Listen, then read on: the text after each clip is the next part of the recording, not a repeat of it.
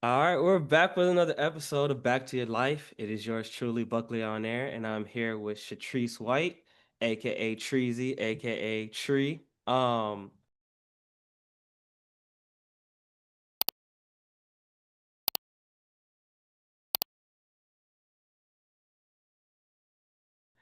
you doing today?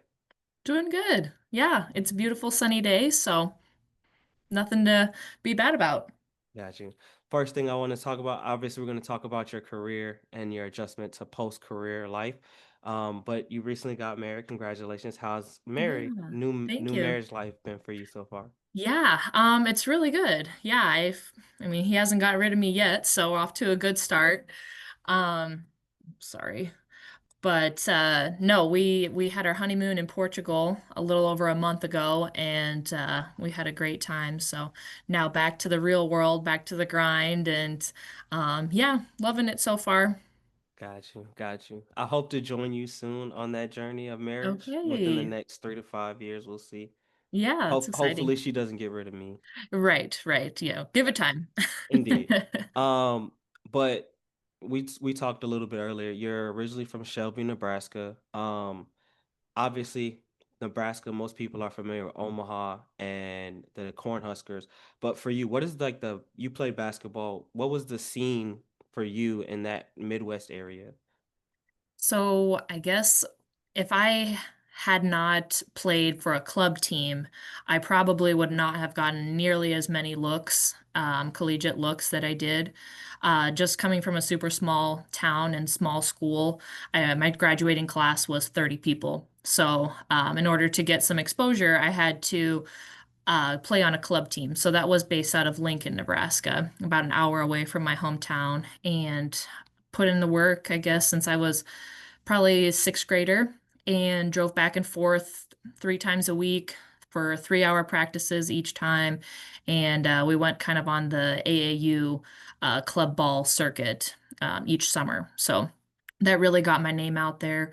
And then from there, had college coaches coming to visit me at school, watch practices, and watch games and whatnot. So that's kind of how the recruiting process started from there. But like I said, if I hadn't done that, I probably wouldn't have gotten many looks. Got you. For you, did you play any other sports besides basketball?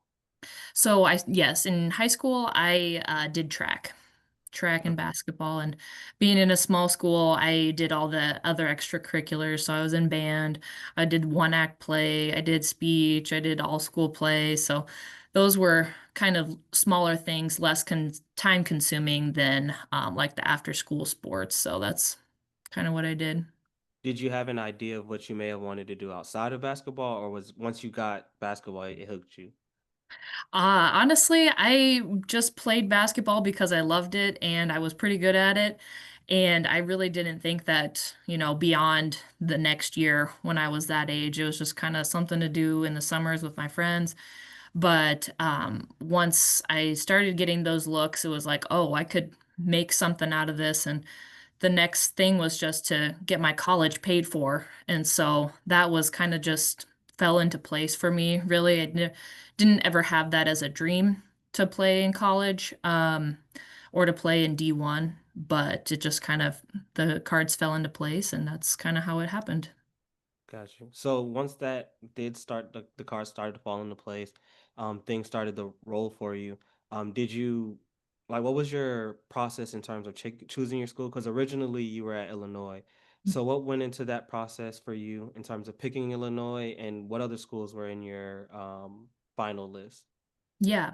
So I went on a lot of visits. I was very lucky to one, be an only child, and so my parents could kind of take off whenever they needed to and go on a lot of road trips. So we made, I'd say, probably 20 plus unofficial visits as a high schooler. So we were traveling all over the Midwest. I really didn't branch out too far outside of like Big 10, Big 12 area at that time.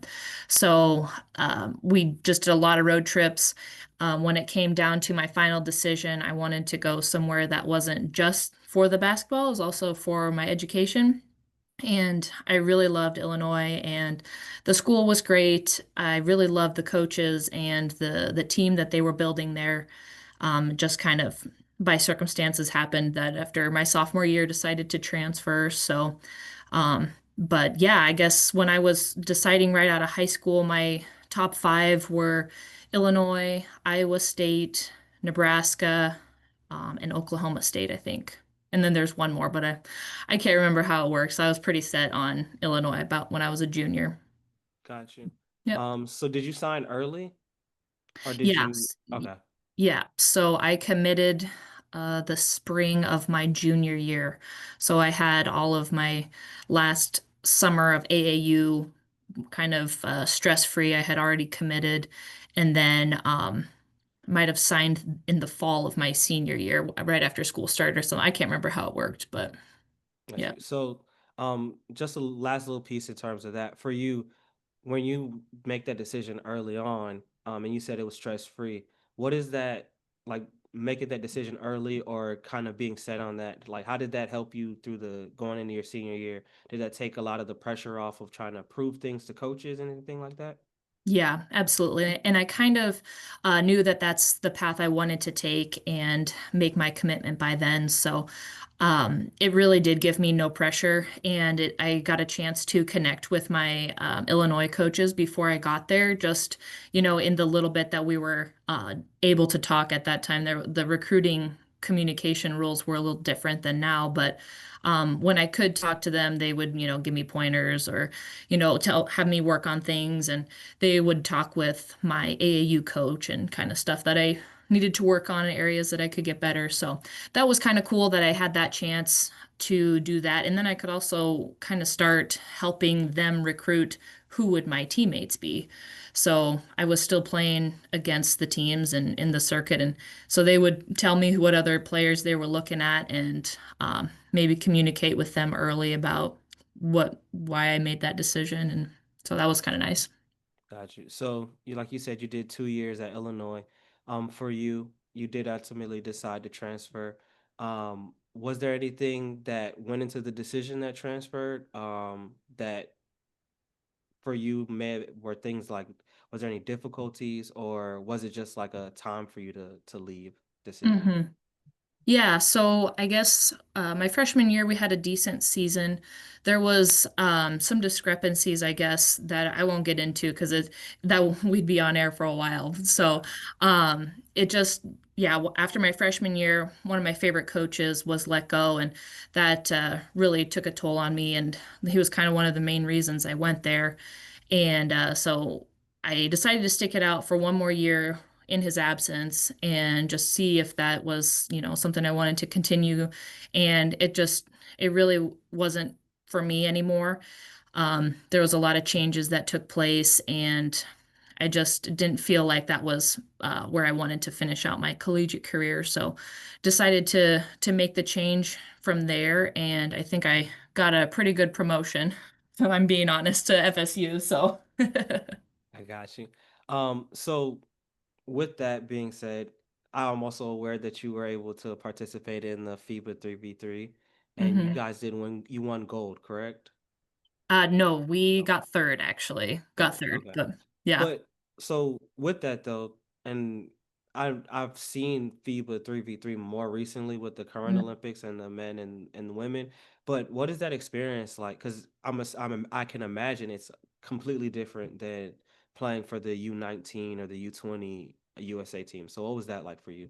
Well, 3v3 is a completely different sport. So, I mean, yes, it's basketball, you got to put the ball in the hoop, but the rules are different. The quick shot clock being only 12 seconds, and with it being only half court, you don't have to travel nearly as far, you don't have to run as far, but it's actually a lot quicker pace, just the turnaround and mental game that you have to switch from offense to defense at a drop of a hat. And it's just a different sport. It was a lot of fun. I'm glad that I got to learn and play on that international stage in that growing sport. And I think it's really taken off the last few years. So to be kind of part of that when it was early on, built me and changed me as a player, but also gave me the opportunity to represent my country. So that was also very sweet.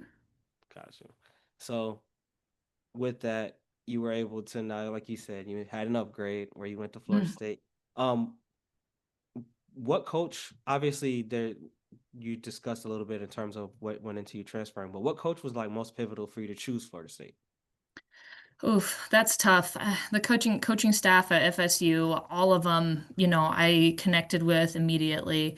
I think Coach Brooke probably was the most similar to me, and we had kind of a similar playing style. She was more guard oriented, but still post player and could shoot from outside, which is what I did. And from her coming from Ohio, also Midwest. That was really nice. I really did connect with Coach Brooke, and then of course Coach Sue just wrapped you in and made you part of the family right away. And my family just made me feel comfortable going there and having that kind of a coaching staff where you feel that wanted and that appreciated from day one really made my family get on board and excited for me to go that far from home.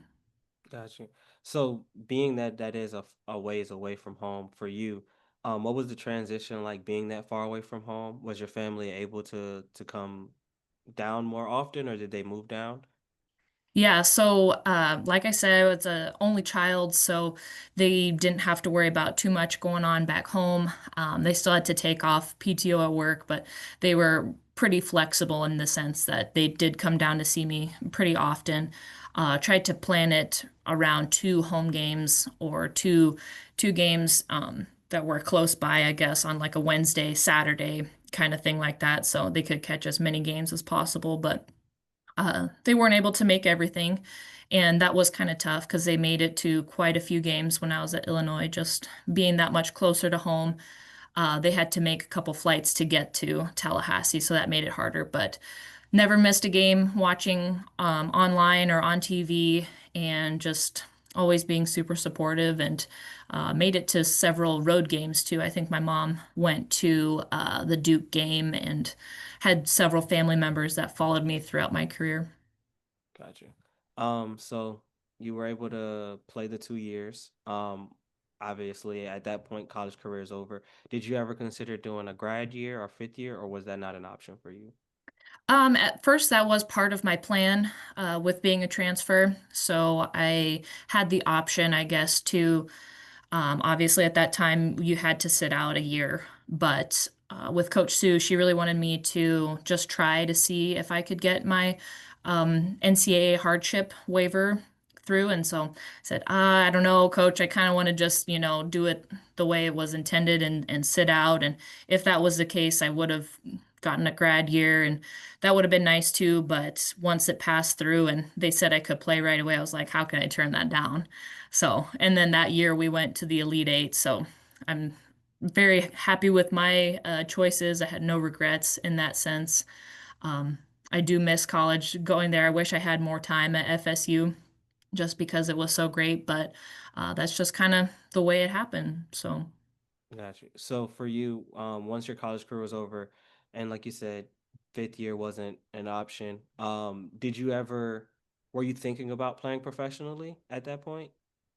It wasn't until probably my senior season, right in the middle of the season, Coach Brooke kind of sat me down and talked to me about what was next in that process, how that worked, and as far as getting an agent and how your agent works for you, and they're the ones that find you a team overseas because I had no idea how any of that worked, and I didn't really see myself playing in the WNBA if I got the chance to, and I did have a training camp with Phoenix for a couple weeks, but if I had the chance and the opportunity to do that, I would have. But I didn't really, see that that was something I was going to do. But overseas, I definitely felt like I could find my home doing that. Gotcha. So how many years did you play overseas? 5. Okay. So where was your first destination? Slovenia. Okay. Were with like you said, you knew that you'd be able to play overseas and that happened. What was that experience like for you for doing the training camp to the W and then going overseas and playing over there? What was that like for you? Very different. I mean, going from college to the WNBA training camp was already an adjustment. It felt like at when you're at college, you get the red carpet rolled out to you with private planes, meals, really nice meals, going out to eat all the time, nice hotels, all of the works basically. So when I got to Slovenia, it was very different. The budget not nearly even close to Florida State's. So we did a lot of van rides, and they were long, long trips. So we played in Euro Cup that first year and in the kind of Yugoslavian league, if you will. So we traveled from 15 hours one way by bus sometimes. So it was definitely different. Yeah, yeah. And through the night, it was like going back, we left right after the game and we didn't get back till 10 a.m. the next day. So that would never happen at Florida State. And so that was just an adjustment within itself. And then you got the time change or time difference from back home with your family and just kind of being on your own, really that far away from home was the biggest adjustment and very different from what I had already been used to. So Got you. So for you, were you able to play on the same team for a couple of years, or were you on a different team each year? there was 2 years where I played for the same team, and that was in Europe, excuse me, in Spain. And that would have been my third and fourth season. So otherwise, I took that opportunity really just to travel and still get to play basketball. Had all of most of my expenses paid for and got paid to play over there. So I took that as my chance to bounce around and see as much of Europe as I could and experience it. So having that is something that not a lot of people can say that they've done. So that was my chance to do it. Got you. So, like you said, you did 5 years. Your decision to stop playing, was that a you decision? Was that like a health decision? What went into that? Yeah, so going into my fifth season, I knew that that was going to be my last season no matter what. And it just came to the point where I knew what it was going to take to keep playing at that level and like physically what it would take, mentally what it would take to keep doing that. And I think I was just ready to plant my roots back home and just be back at home after being gone for so long. So um, I knew that it was going to be my last season, and I wanted it to go out with a good note. And after my fourth season, I wasn't in a good place with basketball. And so I didn't want to go out on that note. So playing that extra fifth season really gave me what I was looking for, and it was my decision. I never had any serious injuries while I was over there, nothing medically that I needed to sit out from or call it quits because of. So um, I was able to make that decision on my own, and I'm really glad that I had the power to do that and do it when I want to. And so I don't have any regrets with that. And I don't really miss playing that much. I kind of miss the life, but it's, it's, it, I had my time doing it, and now here we are. Gotcha. So ball stops bouncing as it does for everybody. And you are very young. Once you obviously you went into that fifth season knowing this is it for me. Did you know what you were gonna do when you were done playing? No idea. No Okay. idea. Yeah. So, I guess when I was in Spain, it was right after COVID hit. I decided that I wanted to make use of my time, and if basketball was going to get cut short, then I wanted to have a fallback. So while I was over there, I got my master's online through an online program. It was 2 years, and it was probably the best decision I had just to get another kind of resume booster and some more um, knowledge. I got my MBA, so just I knew that that would look good on a resume and gave me some skills and some knowledge that I didn't already have to get, to be flexible and get whatever kind of job I was looking for or that came up. So, Gotcha. So being that you said you didn't know what you were gonna do post basketball, did you at least give with getting your master's and with playing that 5th season, did it at least give you time to, like, think of what you may be interested in or get to explore that, or even just the luxury of playing basketball and making money there where you didn't have to come back and like you need to get a job immediately? Were you at least able to like enjoy or figure out some of the things that you were Mhm. interested in?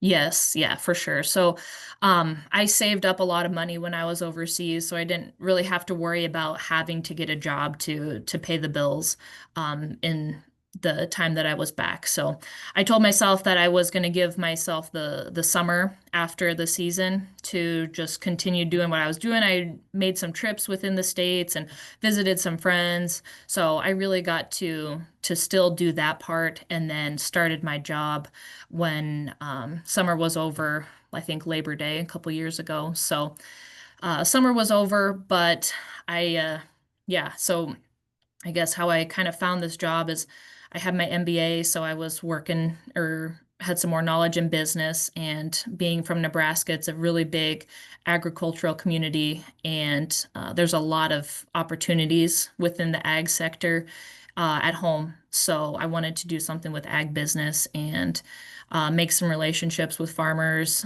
in my area, and that's kind of exactly what I'm doing now. So found a job that just came up, and it was my only interview that I had. It's kind of my local small town co-op, but it fits and checks every box that I was kind of looking for. Got you.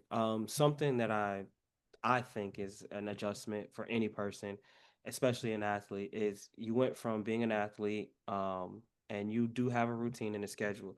Was there an adjustment from like being the athlete to now having to work like a quote unquote regular job? Yes. I'm still adjusting sometimes, it seems like.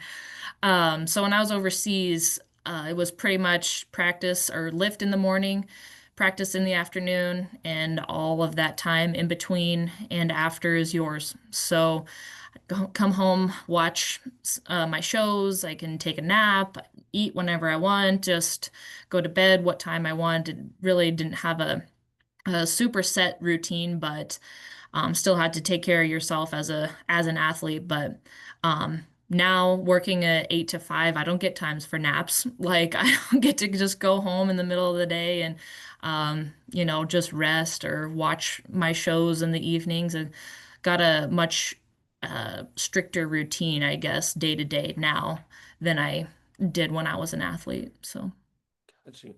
So another thing with being an athlete that I would imagine, and granted, I was an athlete in high school, not nearly as good as you were, but there's a level of confidence and, to some would say, even ego that is required for you to be able to play at a higher level. Was there an adjustment for you with that, where you were Chatrice or Treasy or however, when you were the athlete, to now you are Chatrice White, but you're like the regular person now. Was there an Mhm. adjustment for you in that regard? Yeah, yep. I guess I've kind of just recently found more of a like a regular routine workout schedule that I can just do for myself and my personal health, and not that I'm, working out with a set goal in mind for playing basketball or being in shape for that. It's something I can do because I enjoy it. It's because it makes me feel better, and I can still kind of be a regular person. So that took me a while to find that regularity of how am I going to work out? How am I going to still be active without playing all the time? And what do I do that I actually like to do instead of, running suicides? Because I do not miss those, and I don't think I will ever run one again. I put in my time, so I'm done there. But just finding other things that I like to do, and that's probably been the biggest adjustment for me. Okay. Um, for you, you had the great luxury of actually choosing when you got to finish playing. Everybody does not have that luxury. What advice would you give a person that's going through, whether it's from high school and then their career's over, or college, or they're professional and they're no longer doing that? What advice would you give to somebody to have some level of resolve when it comes to your career being done? Yeah, I guess, nobody knows the exact time that they're going to be done. I couldn't have told you that I would have been playing when I was 26. When I was 18, I couldn't have told you that I would still be doing that. So, um, nobody knows the exact time you're going to be done. I would just say in all the time that you're an athlete, make yourself well diversified and as far as your education goes and your hobbies and find other things besides just your sport because once you don't have your sport, what are you going to do and who are you as a person without that? So I think finding that before you're done playing is very important. And I think it's important too to create relationships and network with people that are close to you or that are in different sectors that what you're in to kind of help navigate or at least fall back on if you are in a tough time and are looking for a job that you never know what can become of some relationships that you have with people. Got you. And we got a couple questions for you. NIL's a thing. How do you think you would have fared if you would have been able to play in like the NIL era? I don't know. I think I would definitely have to have had a bigger social media presence. I wasn't really ever the Insta girly in college, and so that would have definitely had to be something that I would have to either change or work on.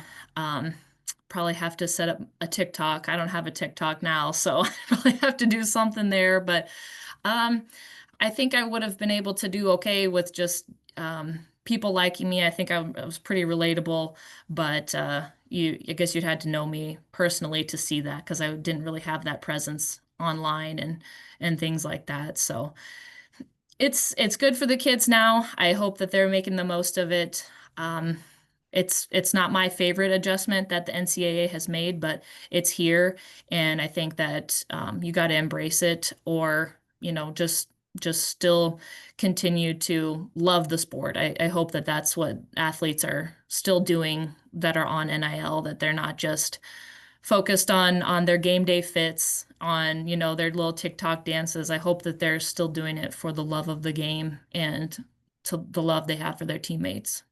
Gotcha. So you touched on my next question, which was, what do you think of the NIL in and of itself? Because personally, I think it's good based off of the things that I've heard and just kind of the stories. Even I think when we were in college, they implemented the rule where like student athletes are able to get like free meal plans or something of that nature.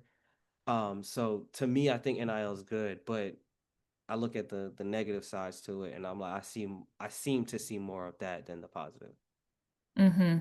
Yeah, I do think there needs to be more regulations behind brand deals and stuff like that. I don't think that it was real well regulated when it first came out, and I think some people really ran with it and capitalized on it, which good for them. But now I think it's time that it probably needs to be reined in a little bit. I don't necessarily like the fact that players can just jump ship and go to 3 or 4 different schools based on the brand deals that they have. I don't think that that's right, and I don't think that it has the best outcome for mindsets of young athletes and young individuals. So I think it would have been nice to have that when I was in school, but I got along just fine without it, and I had some really great memories and really great experiences. And playing at a Power Five school at a with a large sport, I was still able to graduate debt free and having had saved some of my own money. So I think it's doable, and I think that players probably don't see the value with a free education as much anymore. It's more about how much money can they make in their time at school, which, like I said, good for them. I hope that they're able to just be smart with their money and use it in a way and use their platform in a way that's beneficial to everybody. Gotcha. Last question. Um, you had the great pleasure of playing collegiately D1 Power Five. What advice would you give to any player in high school that's trying to get to that level? I mean, you gotta separate yourself, and you have to do that, I think, with your work ethic and how hard you push yourself and how hard you work. And I want to be a well-rounded person, and I would also encourage young players to do that as well, to not get obsessed and engrossed in their sport, but in the time that they have while they're doing it, anytime you step on the floor, you're giving it your all. You're 100% all the time. But the second you're off, I think it's important to have good time management and spend with your family, with your friends, doing other things that you like, because when you're obsessed with a sport early on, it can lead to burnout pretty easily. So that's kind of what I would recommend, but just always keep working hard and find the value in free throws. We're losing some focus on our free throw percentage lately. So uh work on that. Got you. Tree, thank you so much. Thanks, Derek.